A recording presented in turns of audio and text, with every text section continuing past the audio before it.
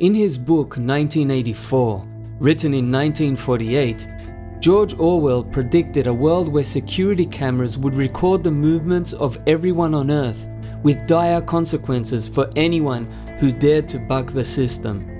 1984 came and went without much concern. Sure, there were signs of greater government control, but not all that much. Now, however, less than 35 years later, we are starting to see this same sort of totalitarian government coming into existence before our very eyes. And it is happening in a country which already has a human rights record to rival Orwell's dystopian prediction. And tragically, there seems to be little that the human race can do to stop it. In a recent documentary released by ABC TV in Australia, a system of totally computerized control for 1.4 billion Chinese citizens was examined by foreign correspondent reporters. It has all the earmarks of exactly what Orwell predicted. China calls the system social credit. On the surface, it may not appear to be much worse than the control some Western countries have had over people for some time. This is most notable in the area of bad credit. Defaulting on payments for almost anything can get you blacklisted, after which it can be especially hard to rent a house, to buy anything on credit, or to get a loan. So fear of being marked for life as a credit risk keeps millions of Americans, for example, struggling constantly to make payments on time. But China has gone beyond that already, and there are plans to go much further.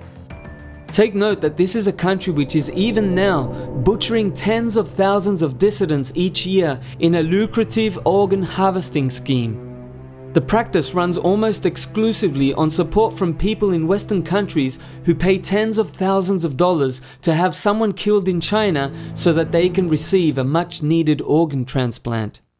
Please watch our video, The Dragon Awakes, for further details on that aspect of life and death in China.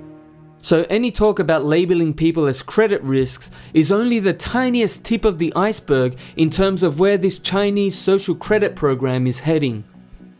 The ABC report found that such simple behaviors as crossing a street in the wrong place, buying too much alcohol, or being friends with someone who has criticized the government is enough to affect one's computer-generated credit rating in China. All of these behaviors and more are tracked through facial recognition and hundreds of millions of closed-circuit TV monitors which operate 24 hours a day, 7 days a week. Now, while people with high ratings get special privileges, the government predicts growing punishment for those with low ratings. The plan already seriously restricts movement from many whom the government deems to be social credit risks. Offenders will not be able to move even 1 inch, boasts one government source. Now, there are other countries where a person's religious belief can bar them from getting a job or receiving government benefits, so China is not the first country to have tried to starve out religious and political dissidents. But in China, things are almost certain to become even worse than that. Already, meditation groups, conservative Muslims, and even Christians who worship in their own homes instead of in government-sanctioned churches can be detained, tortured, and executed without any form of accountability from the party leaders who orchestrate all of this. And it's all justified on the grounds that it maintains order in such a huge country where dissent, they say, could easily turn into dangerous riots. If China's social credit system is merged with her cruel and arbitrary record of religious persecution, we would have a country that not only reflects what George Orwell predicted 70 years ago, but also what Jesus and John the Revelator predicted 2,000 years ago. The Bible talks about a world where every inhabitant must have a mark on their right hand or on their forehead before they can buy or sell anything, where there is some kind of an image that can speak. This image, the Revelation says, can identify anyone who does not serve the new world leader.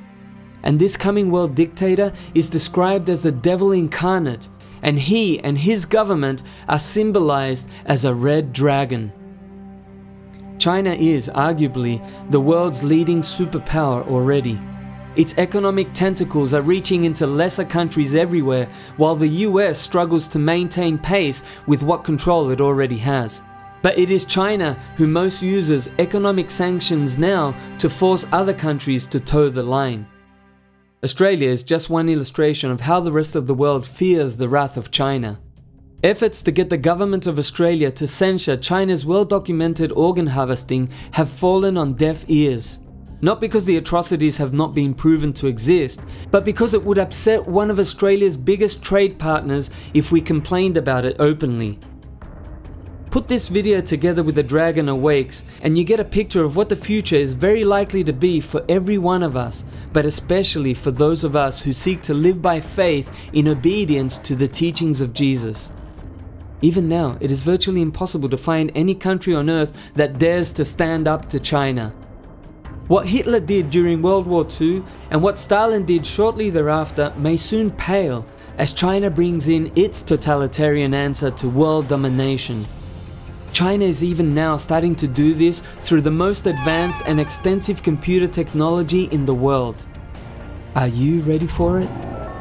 There seems to be no way to stop China's relentless march toward world domination and total control of every inhabitant on Earth. Even the Bible seems to have said that. Every professing Christian in the world needs to recognize the possibility that the freedoms so many of us have taken for granted for decades are coming to an end.